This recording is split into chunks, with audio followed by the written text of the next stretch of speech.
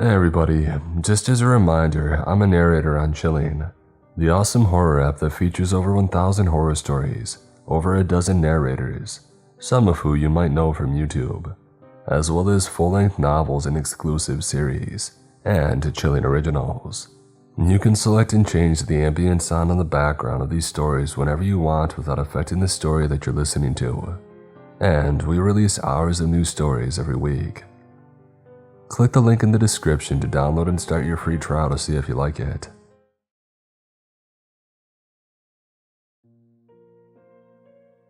It was the spring of 1992. My roommates and I were going on a weekend campout in the woods outside of our town. Our roommate Brock, who was in the military, had to stay at the base later than expected, and said that he would meet us there later tonight, which was unwelcome news for me and my other roommate, Cole. We had a big fight earlier that week where some long-held truths had came out, and truly hateful things were said that you couldn't just take back. We hadn't spoken since, and we weren't even making eye contact. But reluctantly, we bit the bullet and we ended up carpooling. While giving my bags a final check, I heard Cole re-enter the house and head to his room. I took the opportunity to step outside and load my bags in the car. I got in the driver's seat and smoked a cigarette while waiting for Cole. He always moved at his own pace and had no regard whatsoever for punctuality. I'm sure you know the type. His blatant disregard for timeliness was what I hated most about him, and it actually had caused our blowout. This situation was a classic example. I wanted to be on the road by 8, and here we were at 8:05, still idling in the driveway. A few more minutes passed before I saw Cole's red hoodie appear in my side view mirror. I heard him put his bags in the trunk, after which he got into the passenger seat. Cole had his hood pulled up, arms tightly folded, and he was turned towards the window, making a concerted effort to avoid so much as glancing in my direction. How petty, I thought, trying to keep my eyes fixed on the road, and acting like I didn't notice Cole's childish passive aggressiveness. I still had a lot to get off my chest, and I was dying to unleash it on him, but I didn't want to start this weekend off on a bitter note. He was already living rent-free in my head, I thought. Don't give him the satisfaction. Remarkably, we reached the campsite without even looking at each other or speaking. The campsite was situated right off a fire road along a small embankment that led to the river. We were about 2 miles into the forest, though it was a pretty secluded spot. Perfect in case we got a little bit too rowdy. We were meeting 4 of our other friends, Mason, Clark, Marvin, and Stephanie, who I was really looking forward to seeing. We were getting close 4 years ago before she had left for grad school. She wound up living out there full time, and apparently had planned on staying permanently. I had only found out the other day that she had moved back into town, and would be at the campout this weekend. Although we hadn't spoken in a long time, I wanted to see if this reunion could rekindle some of the old magic that we had had years earlier. I could see the fire's glow and everyone sitting around it as they reached for my headlights, illuminating the campsite. I pulled up and gave everyone a wave as they started heading towards my car. As soon as I brought my car to a halt, Cole threw the door open, stepped out, and didn't even bother to shut it as he angrily stomped towards the river. I tried to show it that it didn't bother me, and I was all smiles at getting out of my car. "I guess you two are still getting a divorce," Mason asked jokingly as he walked up and gave me a quick high-five hug. I shrugged. "He'll get over it," I replied before quickly changing the subject. I mentioned how Brock would be coming later tonight. There was only room for 2 cars, so he would have to park in a nearby lot and hike to the campsite. After greeting Clark and Marvin, the 4 of us chatted for a few minutes, before Marvin went to catch up with Cole. I immediately noticed when Steph walked up to us, and we had instantly locked eyes. She was a little thinner and looked kind of worn or burnt out, but that didn't make her any less beautiful. She still had that glowing aura, those same mysterious light green eyes, dark, wavy hair, smooth, silky skin, and mesmerizing smile. We both gasped a breathy "Hi" to each other before awkwardly embracing. "You're back in town," I shakily uttered, clearly exhibiting my nervousness. Steph smiled and nodded. "Yeah, life can be crazy sometimes," she replied. "One minute you've got everything going for you, and next, you're wondering how much lower than rock bottom you can go." My eyes were drawn to Steph's bare arms, which had their fair share of cuts, scrapes, bruises, and what looked like puncture marks. I made no effort to hide my staring at her arms, and I frowned. My reaction, though, was out of concern and not disgust or repulsion, which I think that Steph had sensed. "Everybody's got their own demons," I said, smiling while lightly grabbing the tips of her hands. "And how we fight those battles is what I think defines us." Steph smirked. "You were always so philosophical," she replied, giggling. "I never forgot that about you." "That sounds like we've got a lot to catch up on," I said, to which she had nodded in agreement. Steph told me why she had left Boston. Apparently, she had developed some addicting habits.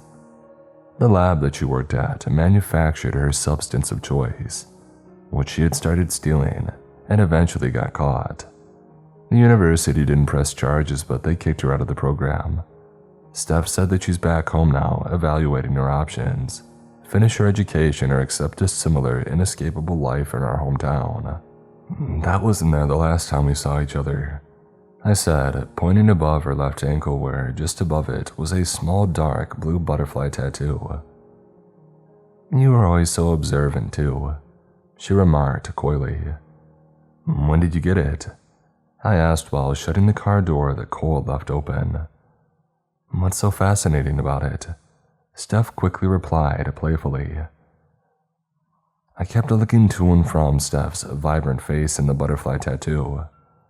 I found it rather provocative, like it signified a mysterious side of Stephanie that she either developed while away or always had that I was just noticing.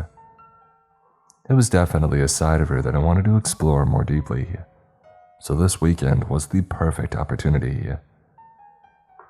"So you're not going to tell me?" I asked half-jokingly, while opening the trunk of my car.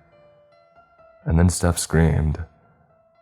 The sheer terror in her voice physically shook me, as Steph scrambled away from my car and frantically pointed at the trunk while falling into hysterics. When I looked into the trunk, my body completely froze. It felt like time stood still while I processed the grisly scene. Cole's nude body was curled up on top of our bags. His eyes were wide open and permanently frozen in an expression of utter shock. Cole's neck was completely mangled, from which blood was seeping and smeared across his limp body. In those first few seconds of seeing Cole's body, I was hit with a deeply unnerving revelation that made my stomach queasy and sent sharp chills down my spine. If this was Cole crammed in the trunk, I thought, then who was in the car with me driving up? When I looked up from the trunk, I saw everybody had gathered around my car. Steph was still hysterical while Mason and Clark nervously traded murmured whispers. The commotion even got Marvin's attention, who came back up from the river. "What the heck is this, Cooper?" Marvin asked loudly upon seeing Cole's body. "Cole's dead. What did you do to him?" Marvin violently shook his hands while speaking, which made me notice something that he was holding. Black sweatpants and a red hoodie. The same clothes whoever rode up here with me was wearing. I said nothing at first, especially after sensing the suspicion in Marvin's voice. He looked completely frazzled and was in a very standoffish pose, like he was trying to keep his distance. Everybody else looked similar. I turned to Stephanie, who was backed up against a tree and sobbing uncontrollably. When our eyes met, the unfettered terror in her face led me to make an unsettling realization. It was me that they were all afraid of. They think that I did this to Cole. Wait, I said, slowly putting my hands up, which put everyone more on edge. You think that I actually did this to Cole? Why shouldn't we? Mason snapped back, who visibly displayed his sheathed knife. Given the circumstances, I knew the burden of proof was on me, and I had nothing to say that could absolve me on the spot. I lowered my hands and kept them at my sides after Mason withdrew his knife. Mason was also in the military, and although that he no longer served, I didn't doubt his capabilities with a blade. So, what are we gonna do? Marvin asked while slowly helping Steph back to her feet. Because there's someone else out there right now, so we have to do something quick. Let's do this, Mason said after a few seconds of silence as he turned to Clark. Why don't you take Steph into town and get help? Marv and I will stay here with Cooper. You know that I didn't do this to Cole, I blurted. Mason looked at me sharply as everybody else headed towards Clark's truck. Don't tell me what I know and don't know right now. Mason snapped back while pointing towards the tree line. What were you and whoever the heck that was gonna do? Bury him out here, throw him in the river. Were we supposed to be next? This is ridiculous. I barked back, showing my frustration. I don't know who that was. I was already in the car before Cole and that other person even got in. I didn't even see him leave the house. We didn't say a word to each other the whole drive. I got my first good look at Cole's body as Mason responded to my remarks. I noticed barbed wiring was wrapped tightly around his neck, and it dug deep into his flesh. The prospect of dying in such a horrific way, it sent chills down my spine, and it made me wonder how close I may have been to suffering the same gruesome fate. Answer me, Mason barked loudly, snapping me out of my trance. Did you guys plan this? Is it some sort of twisted game that you idiots are playing? Mason was relentless. Whether he was acting on instinct or out of fear, he had no doubt that I had killed Cole. I was guilty until proven innocent, and knew that I needed something more than my word to get vindicated. Wait, I heard Steph say as she walked up to us, still sniffling and visibly shaken. Cooper could be telling the truth. Everyone stared bewildered at Steph. If whoever had killed Cole just threw his body in the trunk and had those clothes on before getting in the car with Cooper, if they weren't even talking, he could have pulled this off without Cooper noticing anything. I nodded emphatically. We weren't even looking at each other, I quickly added. Nobody said anything for about a minute. Forget it, Mason finally said. Let's all just get out of here and take Cooper with us. There's 4 of us and 1 of him. We've got numbers on our side. Mason walked up, grabbing me by the collar and pushed me back against the car. If you look like you're even thinking about trying something, Mason said fiercely as he pressed the tip of the knife against my neck. I'll take you out. I don't know what this is, but I'm scared, and I'm not trying to die. Maybe you didn't do anything, but right now, the facts don't look good for you. Mason made me walk in front of him and Steph, keeping my hands visible as we rejoined the others. Clark's truck was on and he sat waiting for us in the driver's seat. Upon reaching the truck, Mason shoved me against it and thoroughly patted my pockets. After making sure that I wasn't carrying anything dangerous, he grabbed me by my jacket and walked us around towards the driver's side. Change of plans, Mason said as he walked up to Clark's roll-down window. We're all just gonna get out of here. We need to take Cooper, but we're watching him, so you don't have to worry. You cool with that? But Clark didn't respond. His head was pulled back and held in place in the headrest by strands of barbed wire that were tightly wrapped around his bloodied head and neck. Like Cole, the barbs dug deep into Clark's neck, almost cutting completely through his neck in some spots. Clark's hands were completely mangled, clearly from struggling to try and get free. Steph started screaming again, but not from the sight of Clark's mangled body. She was reacting to something in the woods, as Steph started backtracking and frantically gesturing towards the tree line. I heard heavy rhythmic footsteps coming from the direction that she had pointed, and I could just make out a vague figure moving in the shadows. Steph bolted from the truck and blindly ran off into the forest. I looked back at Mason, who was just as terrified. I nudged Mason to snap him out of his shock, who looked at me with a frenzied expression. "I don't know what this is," Mason gasped as he kept looking between me and the approaching figure. "But I'm not dying here." I then felt a sharp pain just above my hip, and fell to my knees as Mason quickly fled in the same direction as Steph. When I saw that Mason had his blade out, I looked down at my hands that were pressed against where the pain came from, and saw that they were coated in blood. I had been stabbed, I realized. Mason stabbed me. The wound didn't feel very deep, but I was bleeding pretty bad, and it hurt more with each passing second. I had no time to wallow over it, with the approaching figure's footsteps getting louder. Pressing one hand against the wound, I got back up to my feet, and I staggered toward the general direction that Steph and Mason had fled. I wanted to make a break for my car, but wouldn't make it in time without being seen. I had two choices: hide out in the woods until the coast was clear, or head to the river, which was only a few hundred yards from our campsite, and follow it back to the main road. No sooner than I had entered the tree line, however, I was bear-hugged by something that brought me to the ground. They placed one hand over my mouth and firmly held me in place behind a cluster of trees and brush. "Shh," I heard Brock whisper. "Don't move." A wave of relief swept over me upon realizing that it was Brock. Still pinned to the ground, I could see most of our campsite through a small opening behind our cover. I watched the figure exit the tree line, and I got my first ever glimpse of Wireface. He wasn't very tall, maybe an inch or two under 6 feet. He had long, lanky arms and a slender but firm-looking physique. He wore a blue checkered plaid shirt, tattered gray overalls, along with thick dark gloves and boots that were smeared with blood, dirt, and mud.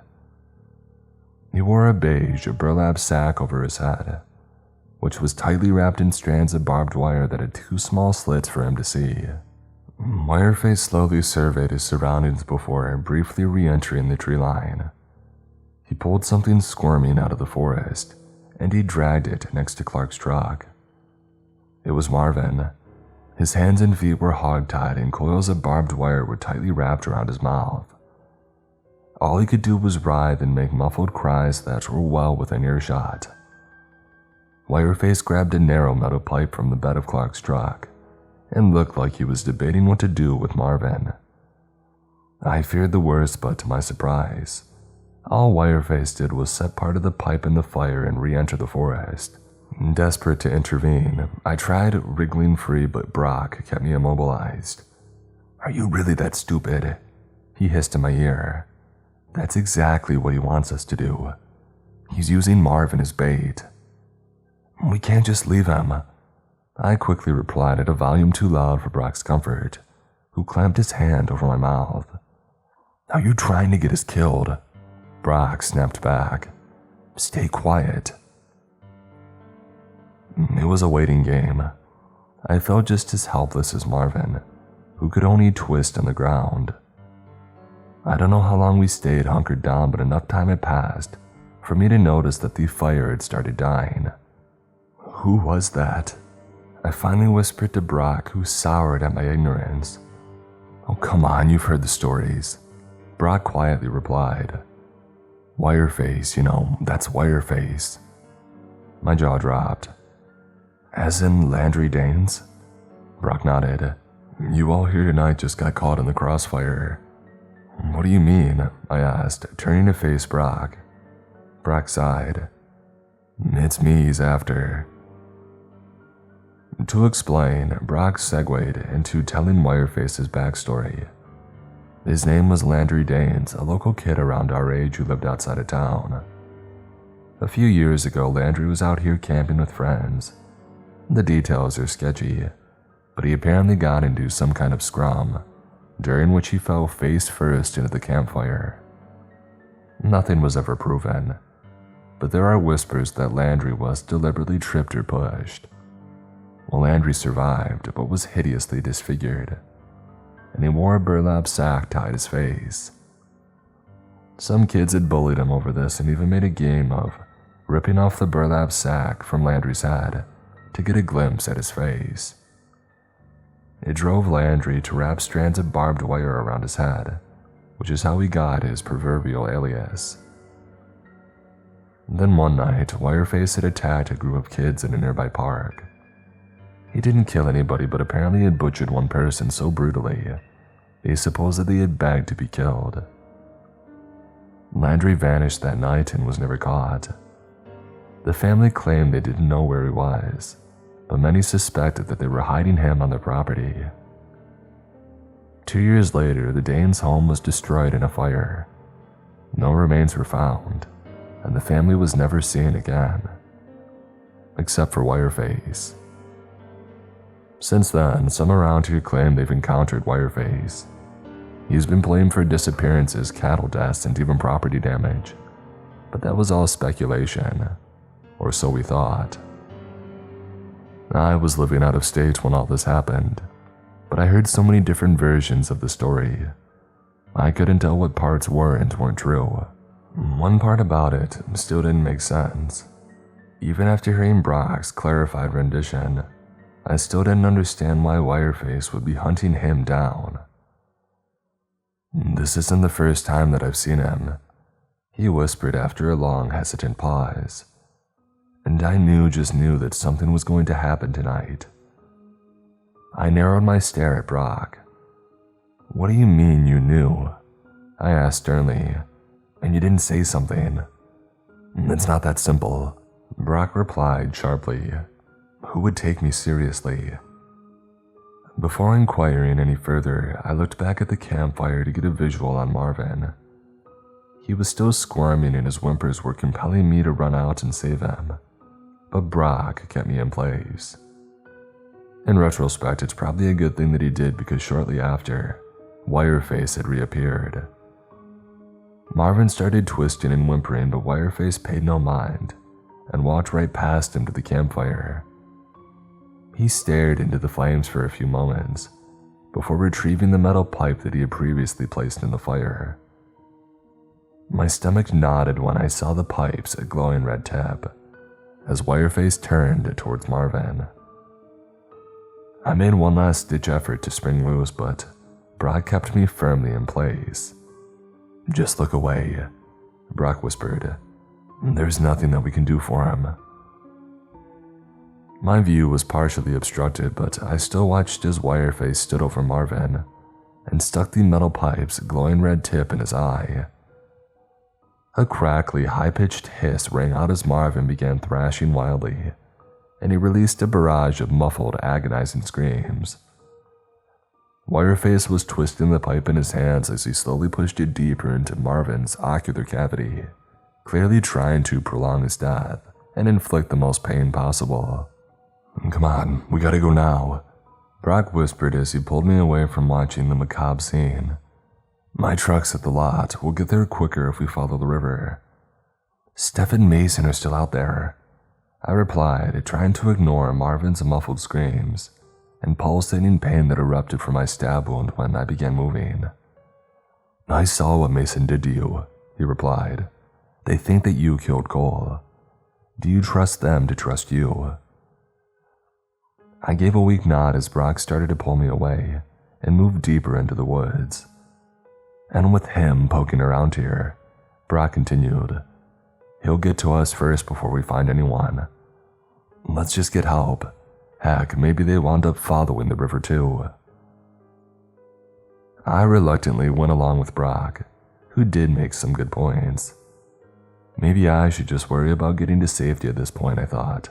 Why go out of my way trying to save someone's life who just moments earlier showed that he had no problem taking mine?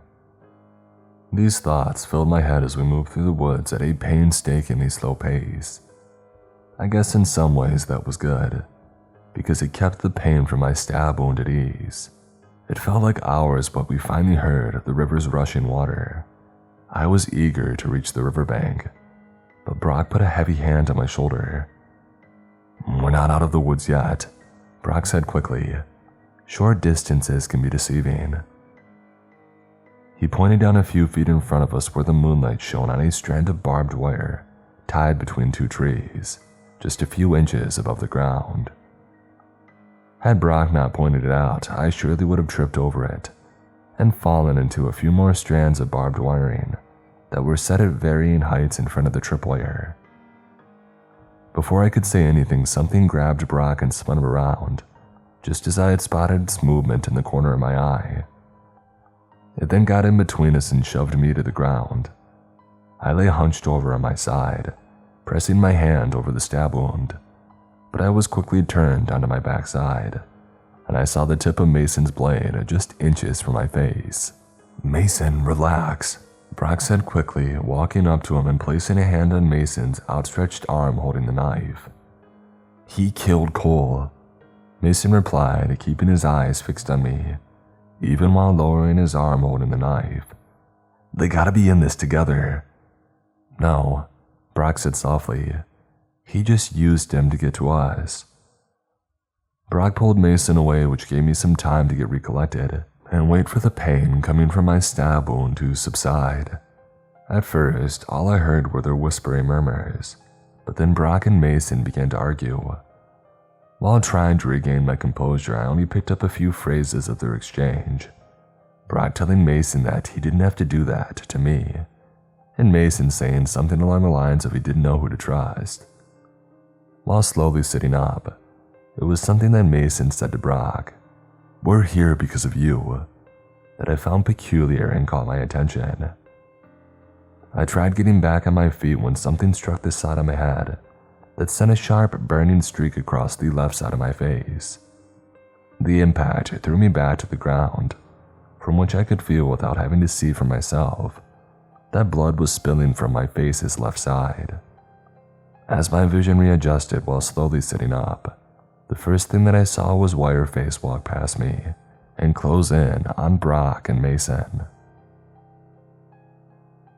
I didn't expect what happened next.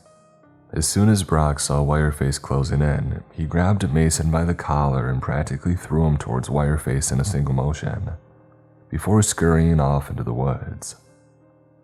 As he fled, Brock maniacally started screaming phrases like, "Not me," and "I'm not dying."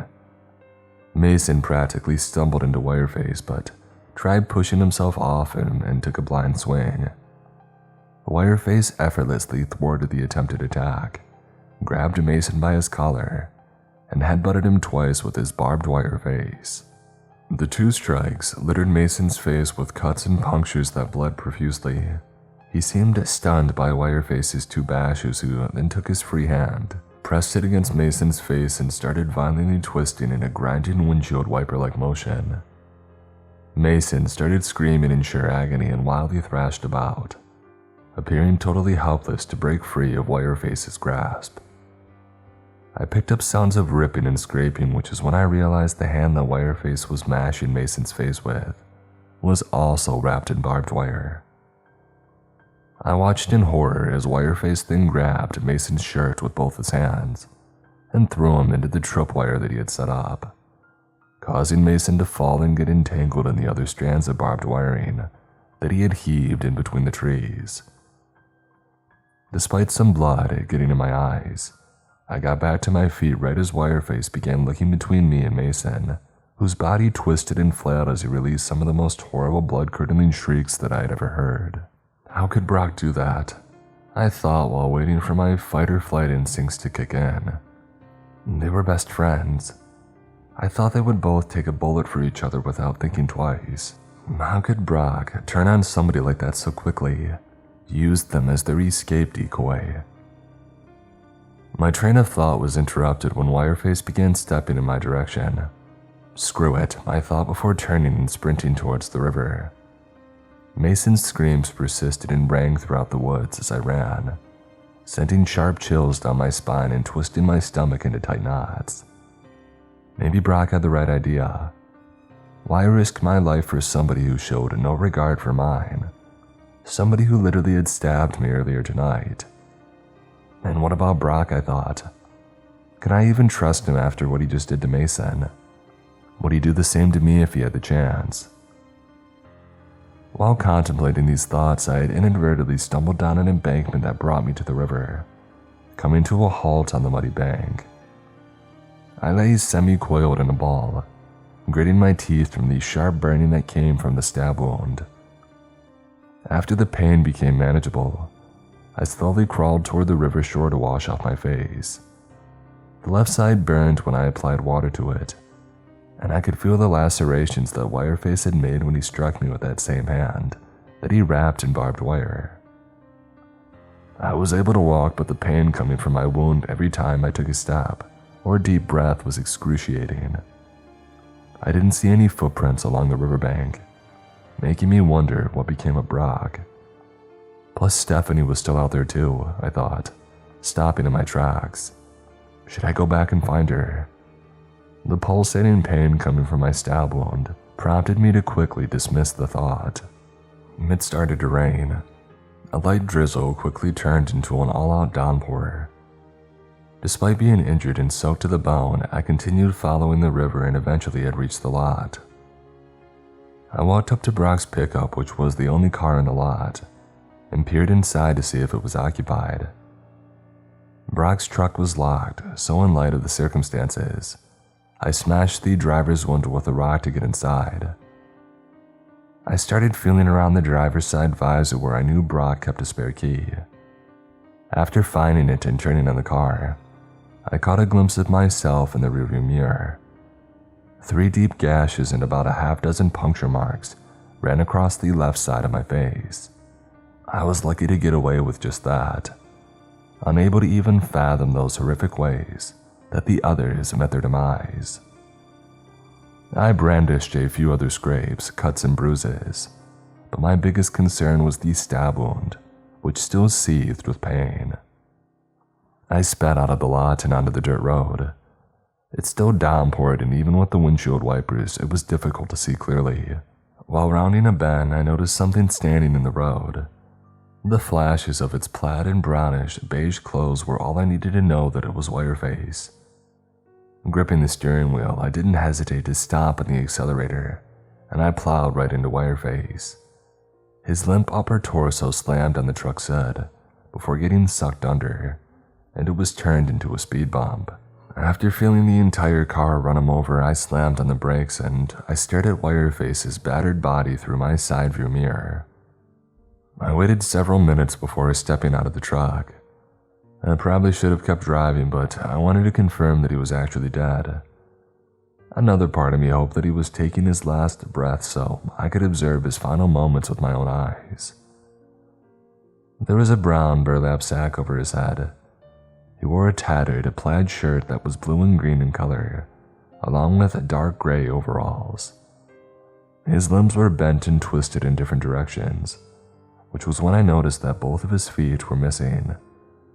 It looked like they were literally torn off his legs, and when I turned towards the spot where he stood, I saw 2 fleshy stumps protruding from a pair of shoes situated in the center of the road.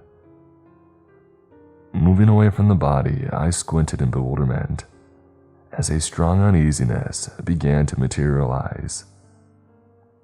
I realized tight strands of barbed wire ran across the road, and they were tightly wrapped around the severed feet, holding them in place.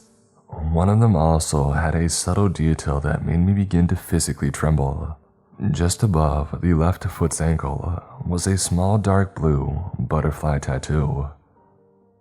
No, I murmured, feeling the panic unravel as I scrambled back towards the body and pulled the burlap sack off its head.